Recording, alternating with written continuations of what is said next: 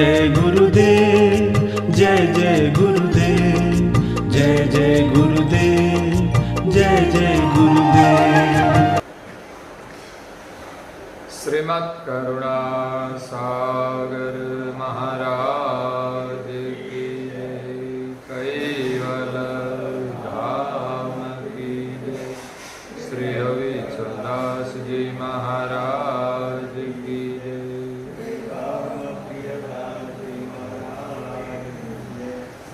सत्य साहिब सत्य साहिब सत्य साहिब। परम गुरु श्रीमद् करुणा सागर महाराज श्री रचित पंचम स्वसम वेद यानी पंचम सूक्ष्म वेद निजपति परम प्रभाव स्कंद है चौथा और चौपाई नंबर है 38।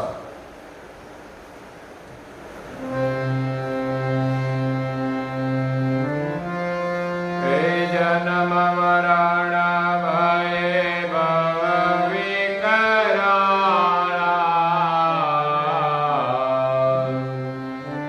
लेहो सिर होई कर्मे कराला, भ्रमितम चेत वेद गति डारे,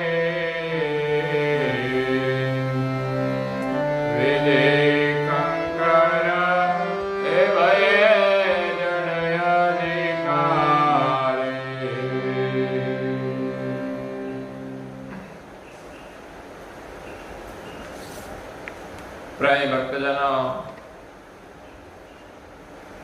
ज्ञान संप्रदाय के आद्य स्थापक अनंत ब्रह्मांडाधीश केवल कर्ता के परम विशेष अंश सकर्ता सत केवल का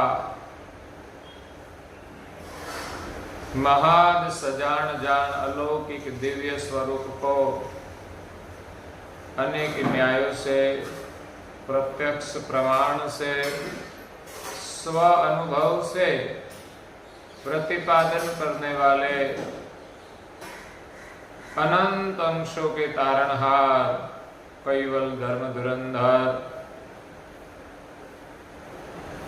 नव बुद्धि के सागर महान समर्थ परम श्रेष्ठ परम विभूतिवान परम दयालु परम कृपा निधि सर्वज्ञ दिव्य परम गुरु श्रीमद् करुणा सागर जी महाराज स्वरचित पंचम स्वसम वेद ग्रंथ के चौथे स्कंद में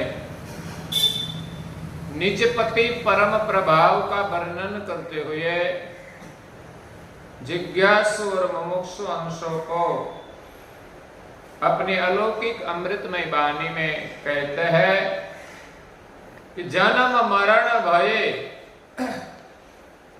भव विकराला, अंश इस शरीर के रस में शरीर रूप हो गए तब जहां तहां घूमने लगे, जैसा तैसा व्यवहार करने लगे, पाप और पुण्य का भी ख्याल नहीं रखा और शरीर स्वभाव में, शरीर प्रभाव में, शरीर भाव में अंश त्रिविधि प्रकार के ताप में तपने लगे।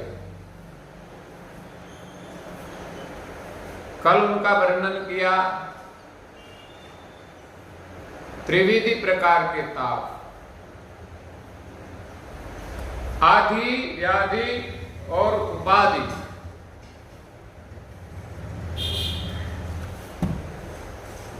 आदि व्याधि और उपाधि एक देवी तत्वों की आदि है। शरीर में रोग आते हैं तब व्याधि होती है। और तीसरी उपाधि है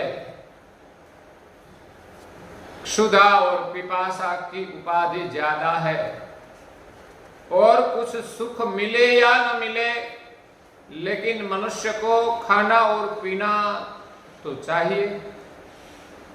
इसीलिए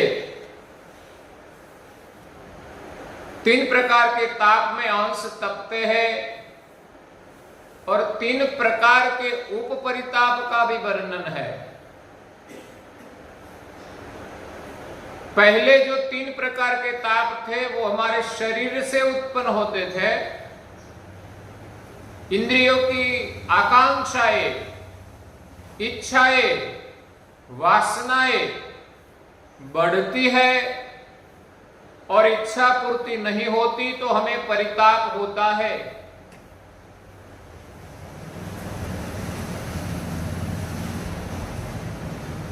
दूसरा, हमारा शरीर में रोग होता है, व्याधि होती है तो हमें दुख होता है, वो शरीर से ही होता है। और क्षुधा और पिपासा वो भी हमारे शरीर में ही लगती है। और दूसरा जो 3 प्रकार के उपपरिताप है वो अलग से हमें परिताप देता है। उसका नाम तो वही है, आधिदैव उपपरिताप। वो भी एक दैवी ताप है। पहला दैवी ताप हमारी इंद्रियों में जो देवी तत्व है, इसमें आकांक्षाएं उठती है और इच्छा पूर्ति नहीं होती तो हमें दुख होता है। लेकिन आधिदैव उपपरिताप है, वो ब्रह्मांड में रहे देवता, उनका हमें परिताप रहता है। नवग्रह, उनका भी परिताप रहता है। इसीलिए तो हम मानते हैं कि हमें कोई ग्रह तकलीफ देता है, इसलिए उनकी कोई न कोई विधि कराते हैं। किसी को शनि नड़तर होती है, किसी को राहु की नड़तर होती है, किसी को किसी देव की नड़तर होती है। कोई अंगूठी बना के इसमें नंग पहनते हैं, ठीक है, उपचार है, लेकिन परिणाम नहीं आता। तो नवग्रह उनकी पीड़ा होती है तो पूज्य श्री नारायण दास जी महाराज श्री कहते हैं कि गुरु महिमा का पाठ करे तो सब ग्रह की जो पनौती है वो दूर हो जाएगी।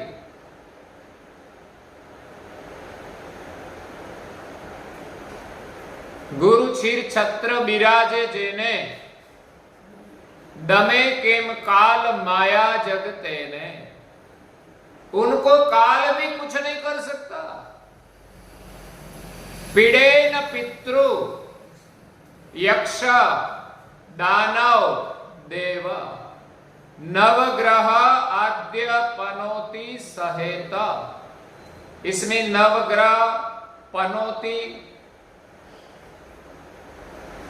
के साथ कुछ हमें तकलीफ नहीं होती।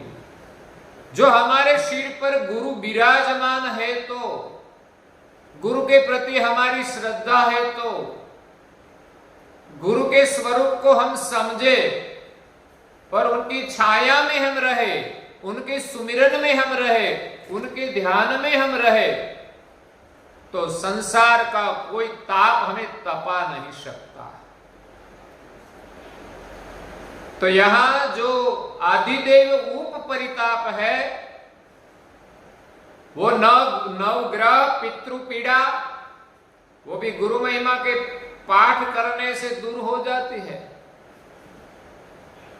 नवग्रह आद्य पनौती सहेत, गुरु रिजमा सुख संपत सर्वा, विमुखी विरोधी पामे टले गर्वा।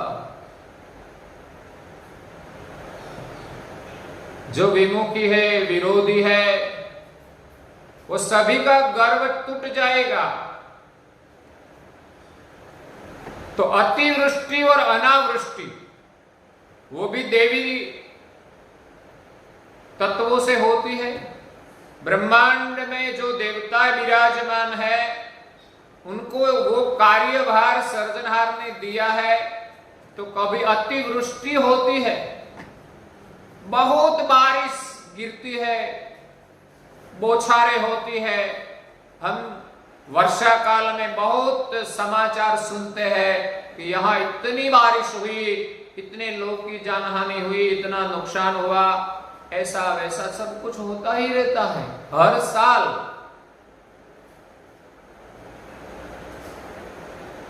तो कई पशु पंछी छोटे मोटे जीव जंतु तो हर साल मरते ही हैं, लेकिन इंसान को जब नुकसान आता है वो भारी नुकसान होता है। तो अतिवृष्टि होती है तब तकलीफ है, अनावृष्टि हो, जब वृष्टि न हो तब भी लोग परेशान हो जाते हैं, पीने का पानी नहीं मिलता और खेत में फसल भी नहीं पकती, बिना पानी लोग परेशान हो जाते हैं। पशुपालक मालधारी वो लोग भी परेशान हो जाते हैं। पशुपालन का उसका व्यवसाय है, तो उसके पास कोई जमीन तो नहीं होती और कितने पशु होते हैं, उनको चारा चराना, तो वो इधर उधर घूमकर अपने पशु का पालन करते हैं। लेकिन जब बारिश नहीं होती तो वो कहां जाए। इसलिए अतिवृष्टि और अनावृष्टि वो एक दैवी प्रकोप कहा जाता है। अग्नि को और शीत को, ज्यादा धूप पड़ती है तो लोग हैरान परेशान हो जाते हैं। आजकल तो घर घर में एसी लगा देते हैं, लेकिन एसी रूम में थोड़ा बैठे रहते हैं, बाहर तो निकलना ही पड़ेगा।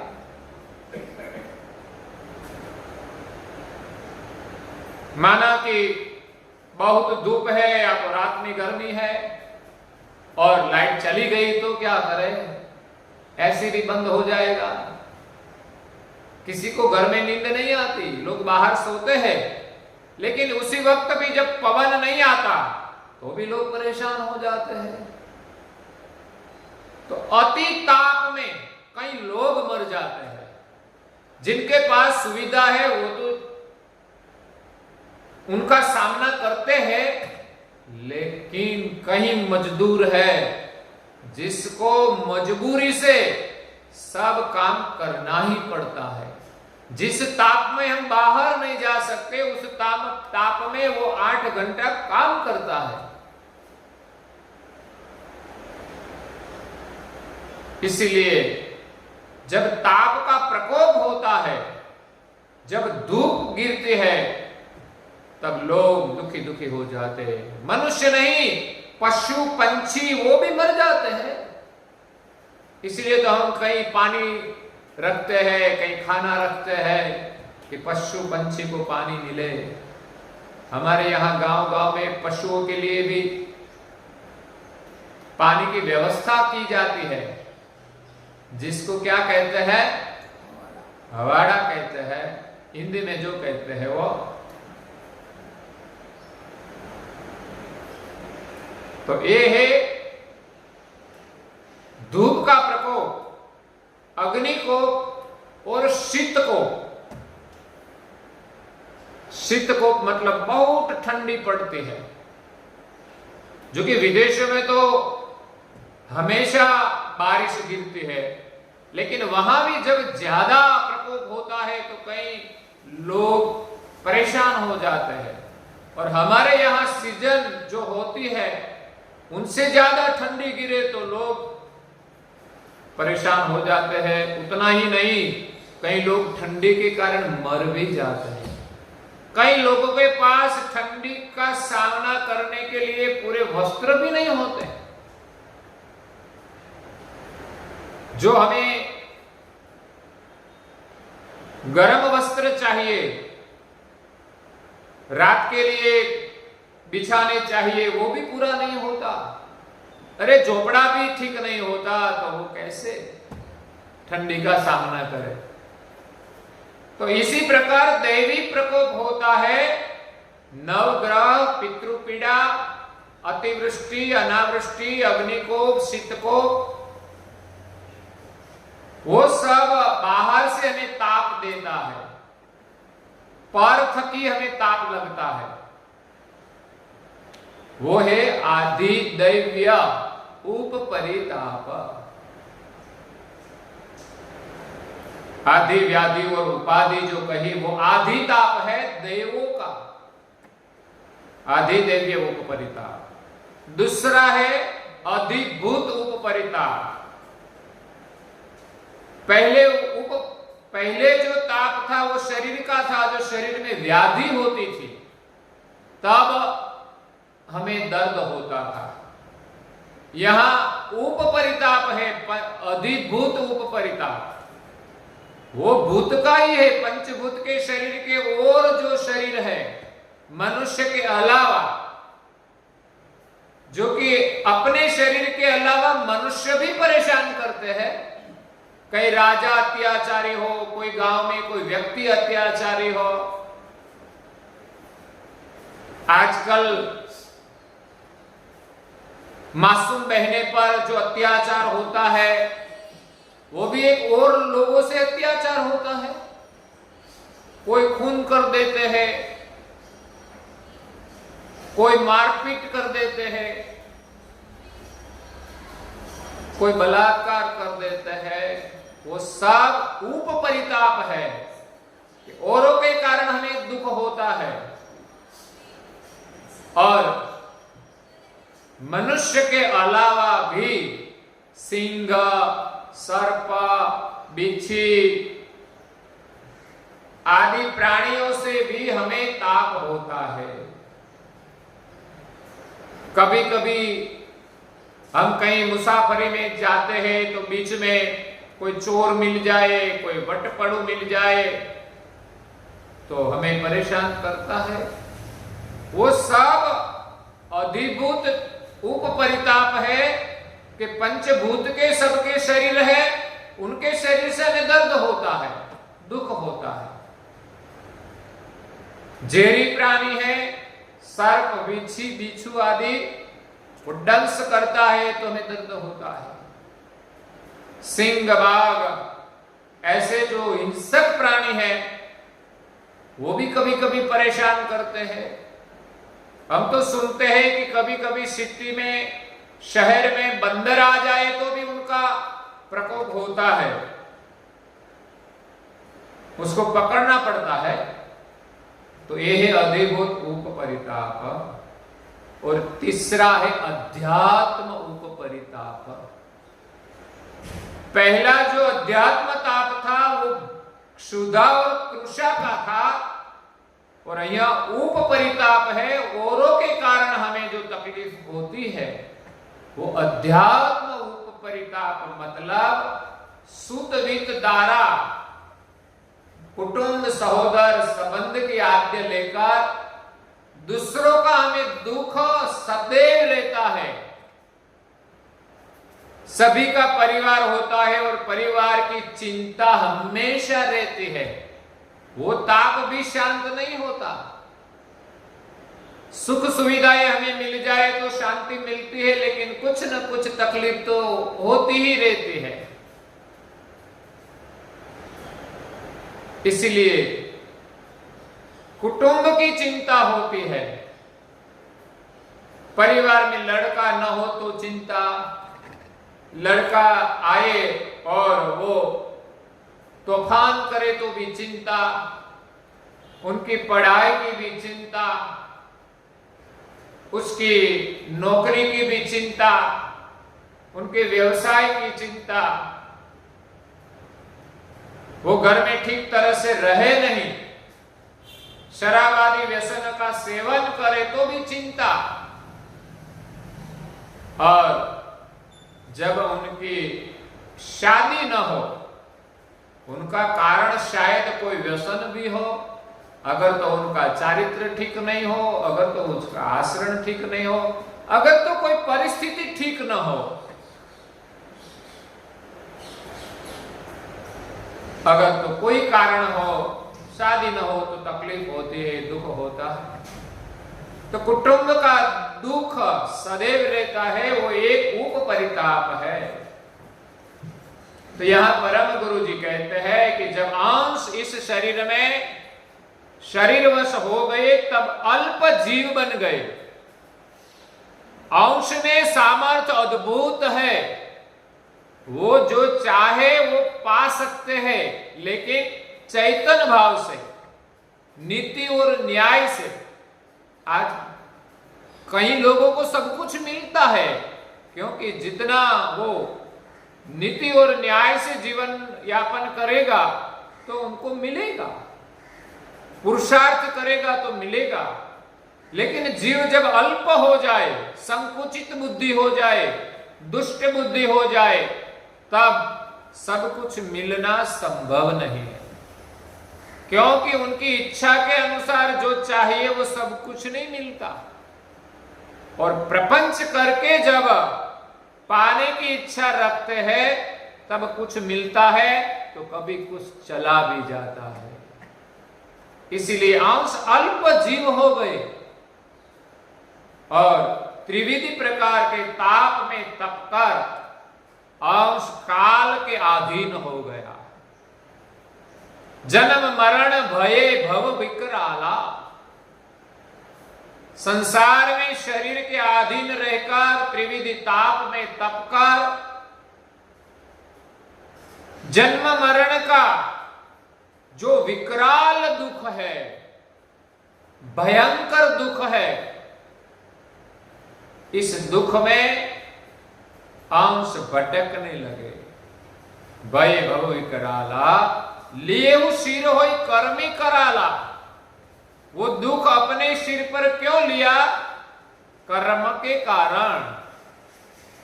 अंश इस शरीर में रहकर इंद्रियों का सुख पाने के लिए, संसार का पदार्थ पाने के लिए वो प्रपंच करता है, झूठ करता है, चोरी करता है, हेरी करता है। उस कर्म के कारण इस संसार के जन्म मरण में वो भटकते हैं। अपने सिर पर कर्म का बोझ लेकर घूमता है। इंसान क्यों इतने चिंतित है, इतने दुखी है? वो अपने सिर पर नाहक का कर्म का बोझ लेकर घूमते हैं। मैं करूं वही अज्ञानता, शकट नो भार जेम स्वान ताणे। जो काव्य नरसिंह मेहता जी का हम बच्चों को भी पढ़ाते हैं शाला में, हम करते हैं वो भी अज्ञान है। अच्छा करे तो हम करें और बुरा करे तो हम नहीं करें। अच्छा भगवान की कृपा से होता है और जितना भी बुरा होता है वो हमसे होता है, तो हमें उनका एहसास होना चाहिए कि अब ये बुरा नहीं करना चाहिए, मुझसे भूल हो गई। तो हमारे सिर पर कर्म का बोझ हमें लेकर हम संसार में कर्म का बोझ लेकर घूमते हैं, इसीलिए हम दुखी है, हम थक जाते हैं। एक इंसान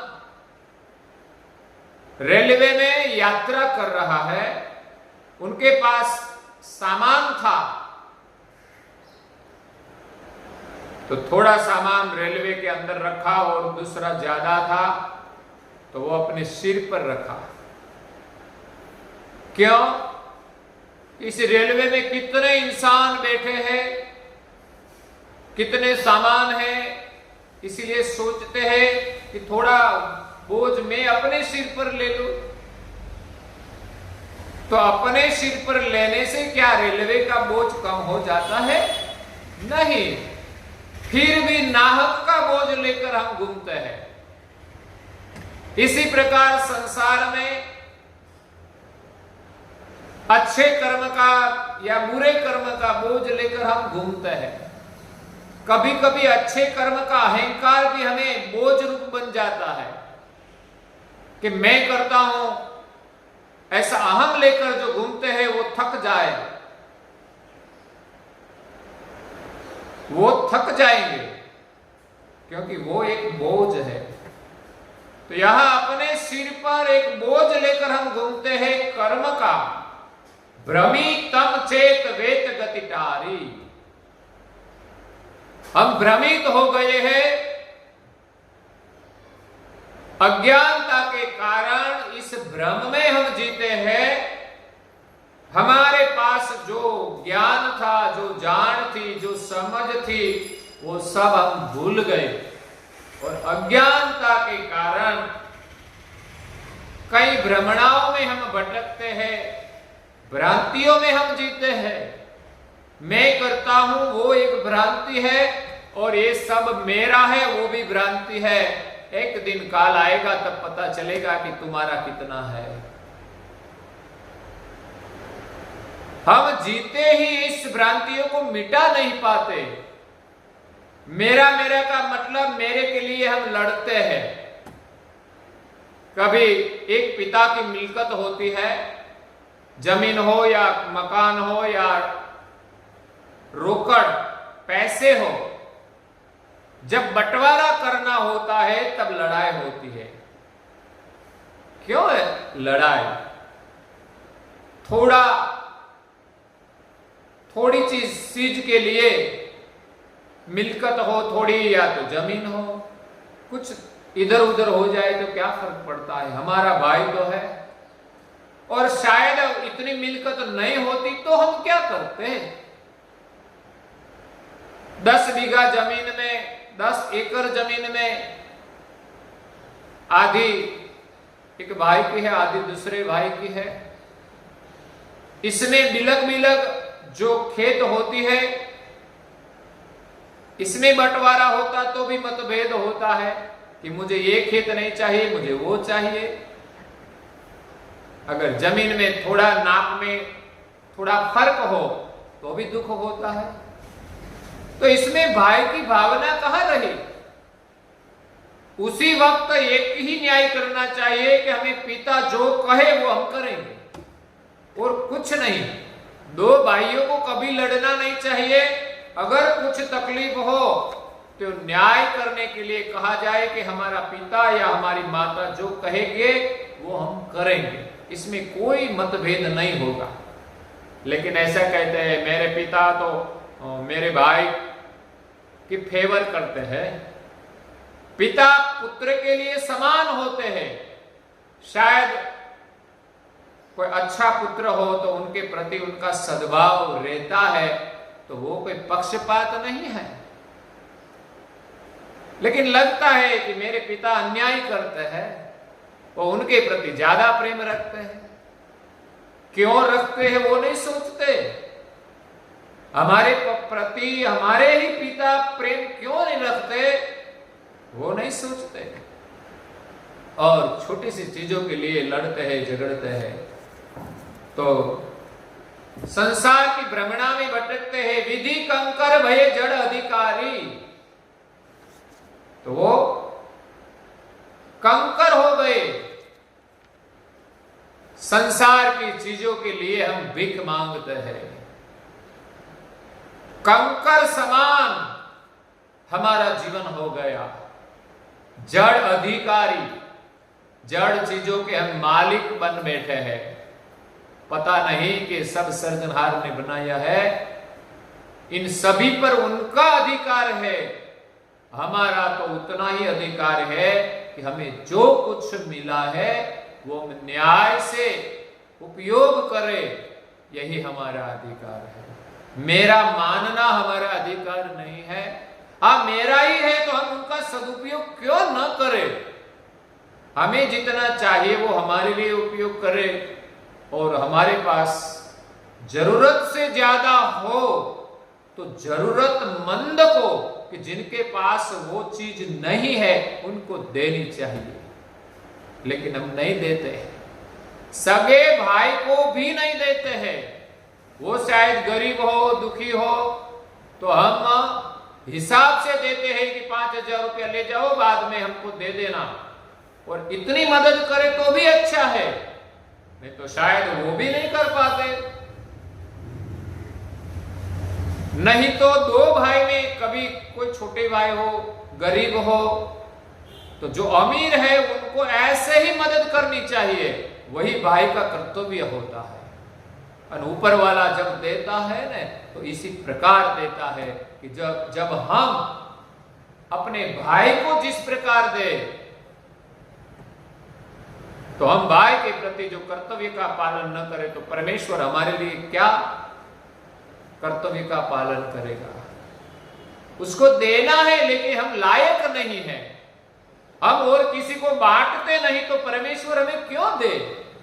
जो है वो भी चला जाएगा।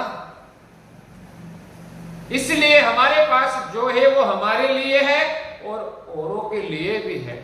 लेकिन ये भावना बहुत मुश्किल है। जब हमारे मति में भ्रमणाएं होती है, अज्ञानता होती है, हमारी मति में अज्ञानता है, मति में भ्रमणाएं है, तब तक ये काम हम नहीं कर सकते। तो यहां दिव्य परम गुरु जी कहते हैं कि जीव दशा में अंश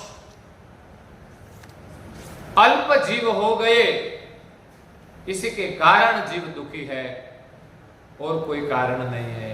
भगवान ने संसार में दुख बनाए नहीं है, सब सुविधा सब सुख दिए हैं, लेकिन हम अपने कारण ही दुखी होते हैं। आगे क्या होता है उसका वर्णन दिव्य परम गुरु जी यहाँ करते हैं, लेकिन हम कल सुनेंगे।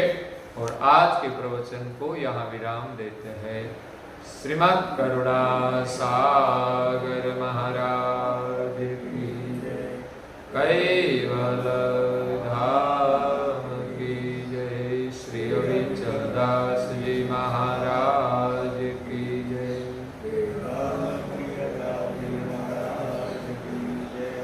सत केवल साहेब, सत केवल साहेब, सत केवल